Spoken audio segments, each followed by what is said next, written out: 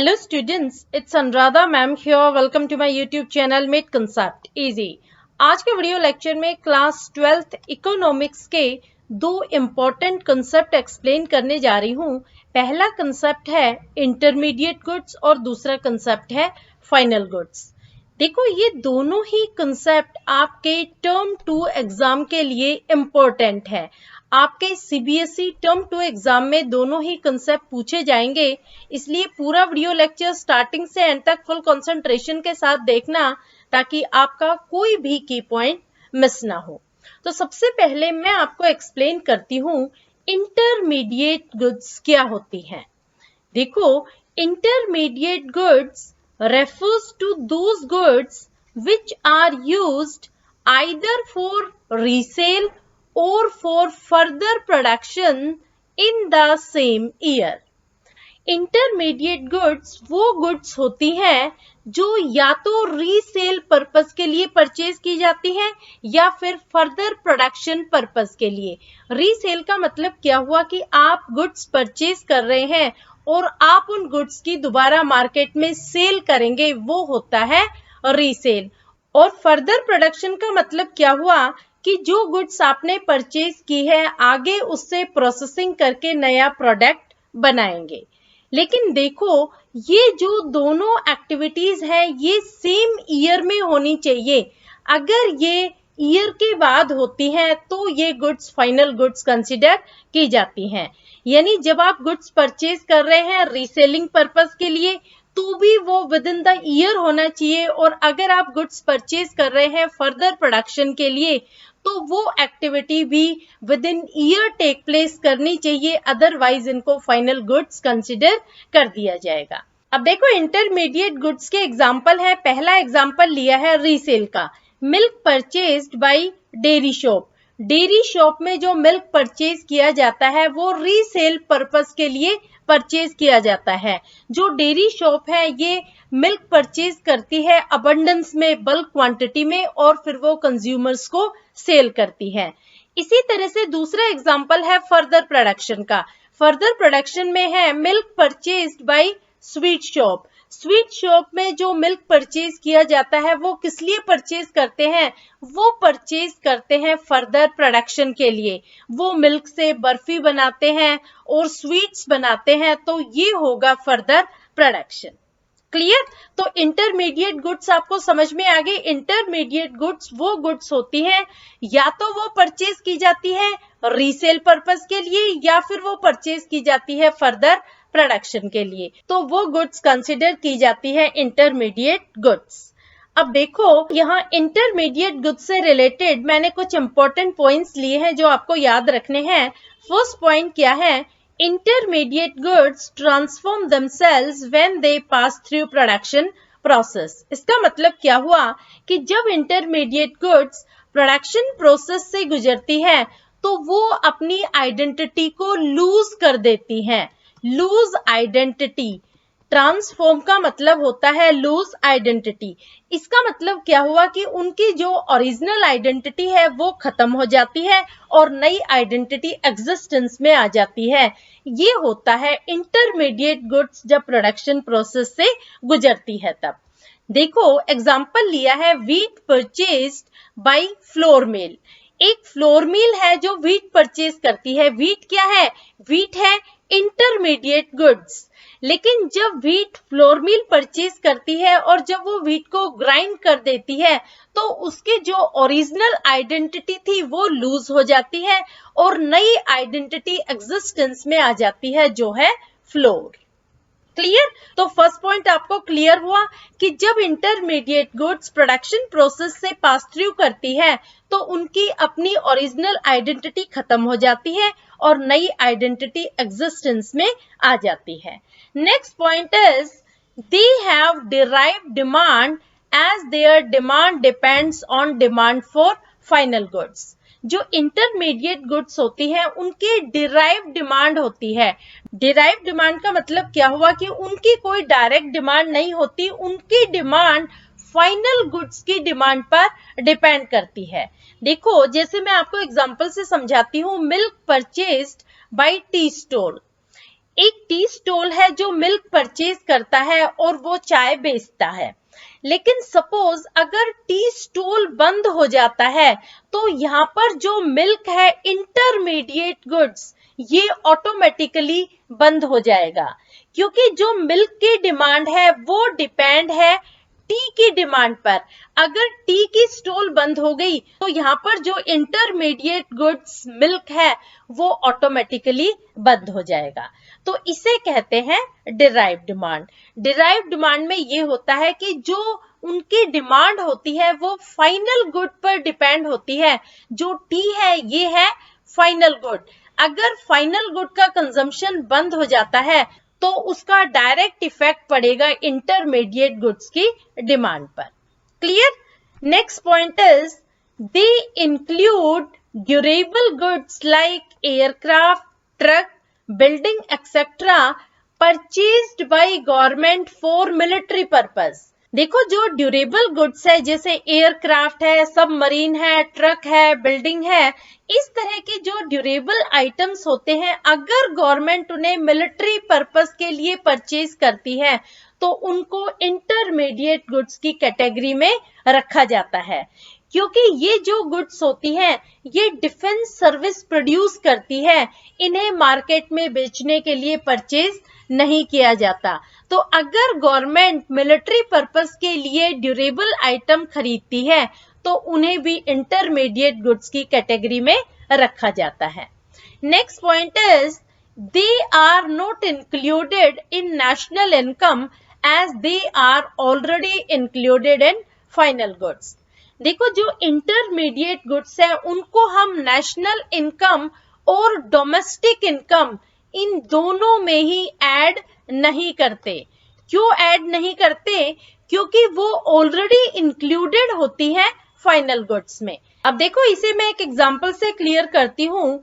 A miller buys wheat worth rupees 800 and converts into flour worth rupees 1200. Now the value of flour includes the value of wheat. इसका मतलब क्या हुआ? देखो एक flour mill है जो व्हीट परचेज करती है। व्हीट क्या है? व्हीट है इंटरमीडिएट गुड्स और इसकी वैल्यू क्या है? इसकी वैल्यू है रुपीज 800।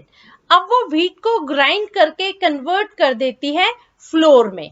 फ्लोर क्या है? फ्लोर है फाइनल गुड। तो देखो नेशनल इनकम में फाइनल गुड्स की वैल्यू इंक्लूड होगी ना कि इंटरमीडिएट गुड्स की वैल्यू, क्योंकि जो फाइनल गुड्स फ्लोर है उसकी वैल्यू ऑलरेडी इंक्लूड करती है इंटरमीडिएट गुड्स की वैल्यू। तो समझ आया आपको? नेशनल इनकम और डोमेस्टिक इनकम में हम हमेशा फाइनल गुड्स की वैल्यू दिखाते हैं ना कि इंटरमीडिएट गुड्स की। Next point is intermediate goods remain with in the production boundary. देखो ये बहुत इंपॉर्टेंट पॉइंट है। इंटरमीडिएट गुड्स हमेशा प्रोडक्शन बाउंड्री के अंदर होती है। जैसे ही वो प्रोडक्शन बाउंड्री से बाहर आती है तो वो बन जाती है फाइनल गुड्स। इसे मैं आपको एक एग्जांपल से समझा रही हूं। देखो ये क्या है? ये है प्रोडक्शन बाउंड्री। इस बाउंड्री में क्या है? 3 प्रोडक्शन यूनिट है। ये 3 प्रोडक्शन यूनिट है। पहली प्रोडक्शन यूनिट क्या करती है? A produces cotton and sells to B. यहाँ एक प्रोड्यूसर है A, वो कॉटन प्रोड्यूस करता है और B को बेचता है। सेकेंड प्रोडक्शन यूनिट में क्या होता है? B produces thread and sells to C. यहाँ B उस कॉटन से क्या करता है? B उस कॉटन से थ्रेड प्रोड्यूस करता है और वो बेचता है C को। अब C क्या करता है? C produces cloth and sells to C. देखो जो C है वो फाइनल प्रोडक्ट बनाता है उस थ्रेड से क्लोथ, और क्लोथ आ जाता है प्रोडक्शन बाउंड्री से बाहर, क्योंकि C बेच रहा है क्लोथ टू कंज्यूमर्स। तो जैसे ही क्लोथ प्रोडक्शन बाउंड्री से बाहर आया तो क्लोथ बन गया फाइनल गुड्स। तो इसका मतलब क्या हुआ कि प्रोडक्शन बाउंड्री में जो गुड्स होती हैं वो होती है इंटरमीडिएट गुड्स, और जैसे ही गुड्स प्रोडक्शन बाउंड्री से बाहर आई तो वो बन जाएंगी फाइनल गुड्स। तो इस प्रोडक्शन यूनिट में जो फर्स्ट यूनिट है और सेकंड यूनिट है ये है इंटरमीडिएट गुड्स की यूनिट, और जो थर्ड यूनिट है ये है फाइनल गुड्स की यूनिट। तो समझ आया आपको, इंटरमीडिएट गुड्स हमेशा प्रोडक्शन बाउंड्री में रहती है, जैसे ही वो प्रोडक्शन बाउंड्री को क्रॉस करके बाहर आती है तो वो बन जाती है फाइनल गुड्स। क्लियर? अब देखो, अब मैं आपको बता रही हूं फाइनल गुड्स क्या होती हैं। Final goods refers to those goods which are used either for consumption or for investment। देखो, फाइनल गुड्स वो गुड्स होती हैं जिन्हें परचेज किया जाता है या तो कंजम्पशन पर्पस के लिए या फिर इन्वेस्टमेंट पर्पस के लिए। इन्हें कभी भी हम रीसेल पर्पस या फिर फर्दर प्रोडक्शन पर्पस के लिए परचेज नहीं करते। तो इसमें मैंने दो एग्जाम्पल लिए हैं, एक एग्जाम्पल है कंजम्पशन से रिलेटेड और दूसरा है इन्वेस्टमेंट से। देखो, milk purchase by house hold, ये है फाइनल गुड। फाइनल गुड कैसे है? जैसे आप मिल्क परचेज करके लाते हैं, तो क्यों आप परचेज करते हैं? क्योंकि आप उसे कंज्यूम करेंगे। तो जब आप किसी कमोडिटी को डायरेक्टली कंज्यूम करते हैं तो वो होती है फाइनल गुड्स। दूसरा है इन्वेस्टमेंट पर्पस के लिए हम गुड्स परचेज करते हैं, जैसे machine purchased bye a firm. Firm ने मशीन परचेज की है तो ये क्या है? इन्वेस्टमेंट। इसे हम फाइनल गुड्स कंसिडर करेंगे। तो आपको समझ आया फाइनल गुड्स क्या होती है? फाइनल गुड्स वो गुड्स होती हैं या तो हम परचेज करते हैं कंजम्पशन के लिए या हम परचेज करते हैं इन्वेस्टमेंट के लिए। कभी भी फाइनल गुड्स को रीसेल और फर्दर प्रोडक्शन के लिए परचेज नहीं किया जाता। देखो, इसमें एक इंपॉर्टेंट पॉइंट है जो आपको ध्यान रखना है। Final goods are included in national income and domestic income. हमेशा फाइनल गुड्स की वैल्यू को इंक्लूड किया जाता है नेशनल इनकम में और डोमेस्टिक इनकम में। कभी भी इंटरमीडिएट गुड्स की वैल्यू को हम नेशनल इनकम और डोमेस्टिक इनकम में नहीं दिखाते। क्लियर? अब देखो, अगर आपके एग्जाम में डिस्टिंक्शन आ जाता है इंटरमीडिएट गुड्स और फाइनल गुड्स के बीच में, तो आप कैसे लिखेंगे? आप 4 बेसिस लेंगे। देखो, यहाँ पर 4 या 5 पॉइंट से ज्यादा आप मत लेना। सबसे पहला पॉइंट मीनिंग का। मीनिंग बहुत इंपॉर्टेंट है क्योंकि आपको पता होना चाहिए दोनों का मीनिंग क्या है। तो मीनिंग आपको होपफुली क्लियर हो गया होगा। इंटरमीडिएट गुड्स वो गुड्स होती हैं which are purchased either for resale और फॉर फर्दर प्रोडक्शन। ये आपको पता है इंटरमीडिएट गुड्स को हम कब परचेज करते हैं, या तो हमें रीसेल करनी हो या फिर आगे उससे हमें और नई कमोडिटी प्रोड्यूस करनी हो, तो वो गुड्स होती हैं इंटरमीडिएट गुड्स। और जो फाइनल गुड्स होती हैं इनको परचेज किया जाता है फॉर कंजम्पशन और फॉर इन्वेस्टमेंट। फाइनल गुड्स वो गुड्स होती हैं which are used either for consumption और फॉर इन्वेस्टमेंट। या तो हम उन्हें डायरेक्टली कंज्यूम करने के लिए परचेज करते हैं या फिर इन्वेस्टमेंट पर्पस के लिए। क्लियर? दोनों का मीनिंग आपको क्लियर हो गया। Next basis is nature. Intermediate goods are not included in national income और डोमेस्टिक इनकम। इंटरमीडिएट गुड्स को हम कभी भी नेशनल इनकम और डोमेस्टिक इनकम में इंक्लूड नहीं करते हैं। Whereas final goods are included in both national income as well as domestic income. Clear? Final goods की वैल्यू हमेशा इंक्लूड होती है नेशनल इनकम और डोमेस्टिक इनकम में। Next basis demand. They have derived demand. जो इंटरमीडिएट गुड्स है उनके derived demand होती है, वेयर जो फाइनल गुड्स है उनकी डायरेक्ट डिमांड होती है। डिराइव्ड डिमांड और डायरेक्ट डिमांड आपको समझ में आ गई होगी क्योंकि अभी मैंने आपको एक्सप्लेन किया था। डिराइव्ड डिमांड वो डिमांड होती है जो फाइनल डिमांड पर डिपेंड होती है, और डायरेक्ट डिमांड आपको पता है जैसे आप कोई भी कमोडिटी परचेज कर रहे हैं और उसे डायरेक्टली कंज्यूम कर रहे हैं तो वो होगी फाइनल गुड्स। इनके एग्जाम्पल दे देना, जैसे milk used in dairy shop for resale purpose, तो ये हो जाएगी इंटरमीडिएट गुड्स। और milk purchased bye house hold for consumption, तो ये हो जाएगी फाइनल गुड्स। क्लियर? दोनों के डिस्टिंक्शन आपको समझ में आ गए।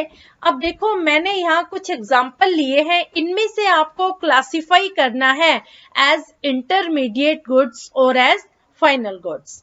तो देखो सबसे पहला पॉइंट आता है machine purchased bye dealer of machine. तो ये कौन सी गुड्स होगी? ये होगी इंटरमीडिएट गुड्स। इंटरमीडिएट गुड्स क्यों होगी? क्योंकि यहाँ पर जो मशीन का डीलर है वो मशीन परचेज कर रहा है फॉर रीसेल पर्पस। वो जो मशीन खरीद रहा है उसे वो दोबारा बेचेगा, तो ये होगी intermediate good. Next point is furniture purchased bye a school. School में फर्नीचर परचेज किया जा रहा है, तो ये कौन सी गुड्स होगी?